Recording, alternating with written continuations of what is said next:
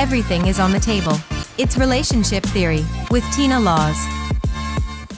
Welcome back to Relationship Theory, where we talk about all things relationships, where no topic is off limits. Now, today's topic, Nadanja and I have been talking about when you lay your cards on the table. And for those of you that don't understand laying the cards on the table, we're basically talking about when should we really reveal who we are and put it on that table before that potential partner. So, Nadanja, let's add a little bit to these cards on the table. When do you think we should lay cards on the table? Like when we meet people, we start talking and doing all these things and having fun. When do you think we should sit down and have that conversation? Right away. And why? Why? You need to have that conversation right away because it just lets you know what you want to do from that initial moment. Because your intentions can change. Most people are on a date or they meet or they're hooking up because it's a physical attraction. When does it become a mental attraction? When do you say, okay, now I want to see what her mind's about? Her body is nice, but what is in her mind now? That's also going to come out in that first initial date.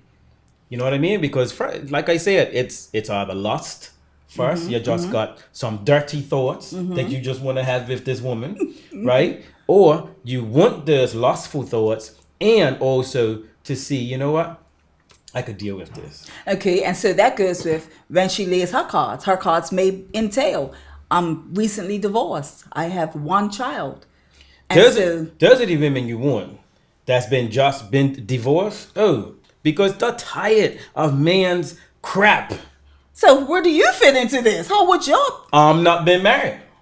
Okay, so that's how I fit in that. Okay. How you doing? So, I love it. So guess what? So what you're now telling me is you're sitting around waiting for those that are limping on one leg. No, but those ones are better from what I've heard.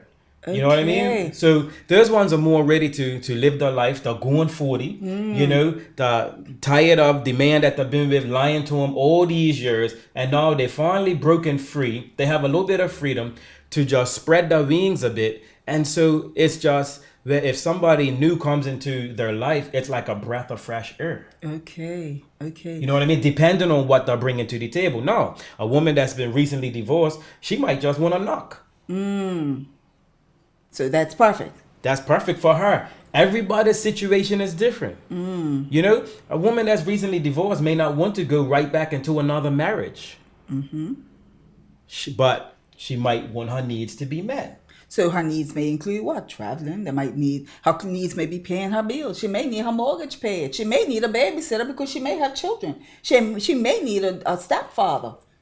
Yeah, all of that. Okay, so how does that come into play? If somebody sits you to a table looking cute and all these things and drops that on you, do you still sit to the table and want to meet her needs? Yeah, for sure. Ain't nothing better than a woman that's divorced, She's got her mind right mentally. Mentally, she's there. Mentally.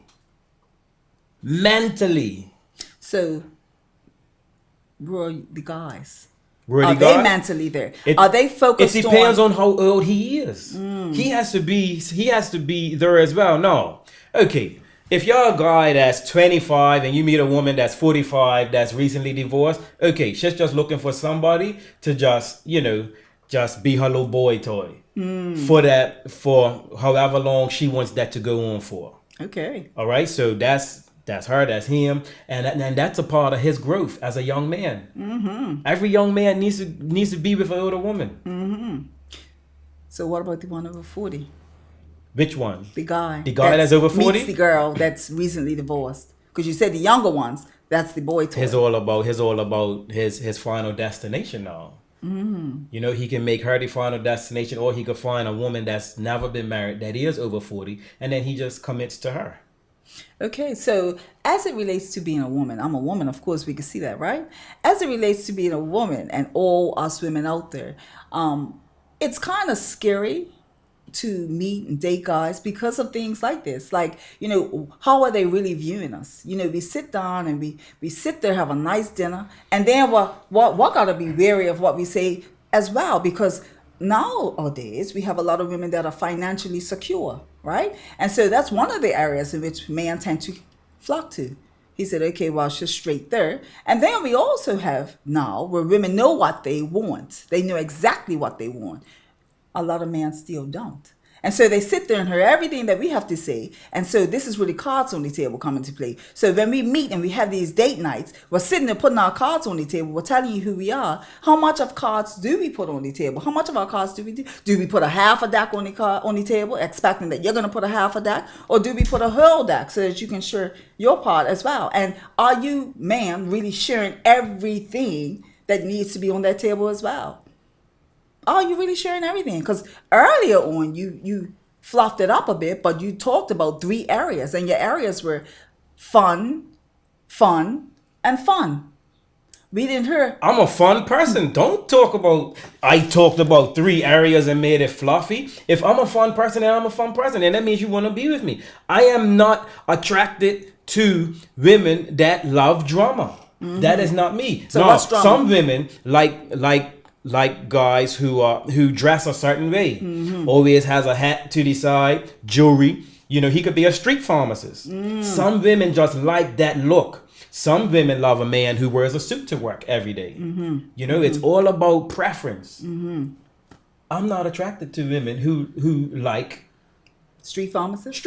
or whatever. Appearance. You know what I mean? I like a woman who she doesn't have to be financially stable, but at least have a job.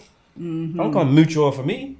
Somebody that can work together. Yeah, let's work together. Okay, so we talked about having this survey earlier. We talked about, during our break time, I believe, we was talking about what couples should do as they're laying their cards on the table. How they should have a survey, basically, to say, these are the questions that we need to ask. And so one of the questions we need to ask is, when are you recently divorced, or are you recently out of a relationship? And how recent is recent?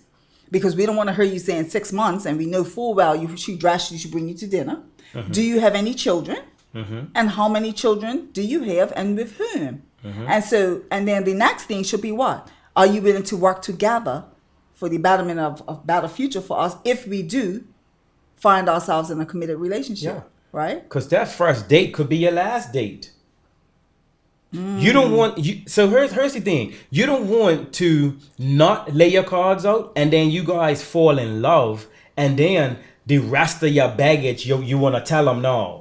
And I don't really want to call it baggage, but the rest of your life, because your children are part of your life. If you don't let them know about that right away, because some women may not want to be in a relationship with a man that has so many children, whether it's 1 or 2 or 3. And man may feel the same way about women. He may not want to date her because she has so many children. So he may want to, or both may want to start fresh with together, having their own family. So now, are we being fair then? Because, you know, we talked about baggage, and most people bring some form of baggage. And if we're talking about over 40, we all have baggage. Rather it be a 40-year-old with no children or 40-year-old with 20 children. We all come to a relationship with baggage. And so are we being fair at these dinners or in these relationships as to the time frame in which we lay our cards on the table? I have a question for you. Oh, no. In reference to the cards. So, because you brought up the 40 age again. So, I'm going to put a spin on it. Yes. When you're 25, do you lay your cards out on the table? Yes or no? Versus when you're 40. Because when you're 25, you probably don't know what it is you want to do. Male or female. When you're 40, my opinion is you should at least know, okay, I'm going 40. Now is the time for me to settle down. So yes, I'm going to lay all my cards out. At 25, do you? Do you do that? Do you want me to answer? No. Yes. Yes. Okay, so let me tell you this. As a woman and personally, yes, you do lay your cards on the table at 25. The difference is from the age of 25 to 40, when you lay your cards on the table at 25, you're expecting the person you're laying them on the table to help meet you to get those needs. When you're 40 and over, you know what you want. You don't need nobody to get you there. You're just hoping that he wants to join you on this journey. That's the difference. 25, you're not confident. You're kind of hoping that he goes along with you. 40, you're confident. You either go with me or you don't. So that's the difference when we lay our cards as women on the table. You got to know who you're laying your cards on the table to. And you got to also be ready to receive what it is that comes on the table. Now, let's agree that women See, I didn't want nobody with children. So that was my cards. What's your cards? So we got to keep it real. I didn't want anybody. I didn't want to settle down with anyone that had a family, even though I had a child, because I knew what drama came with that. And so I didn't want to make that same mistake. And I was in my 20s when I met my husband. And I knew, and we wasn't married then, of course, but I knew what I didn't want from my personal experiences. You get me? Yeah. Got you. So I knew if I heard he had a child, like you said, I would have known this is not going nowhere. This is not going too far, but it's cool. So that's the first date. So for you, that would have been your first date, and then it's done. That was a deal breaker. Yeah. Yeah. So we got to keep it real. Yeah, we have to keep it real. So in closing, people, we've just agreed that you do want to lay your cards out in the beginning when you first have that first dinner date, lunch date, or whatever. I will say, if you meet somebody for the first time, don't take them Waterlot, because that's expensive. You want to take them to spots or somewhere, you know. That would determine too if you're going to have a second date. No. You want to take them somewhere. I'm not saying, spots, but you want to take them somewhere where it's not going to cost you a whole lot of money. No, when you love that person, then you take them to Waterlot. Yeah. Because when any man takes a woman to Waterlot, she knows that he loves her. And he knows he loves her when he looks at the check. And with that being said, we'll talk to you next week. Take care. Hey. I don't even know if I'm supposed to say that. Shoot.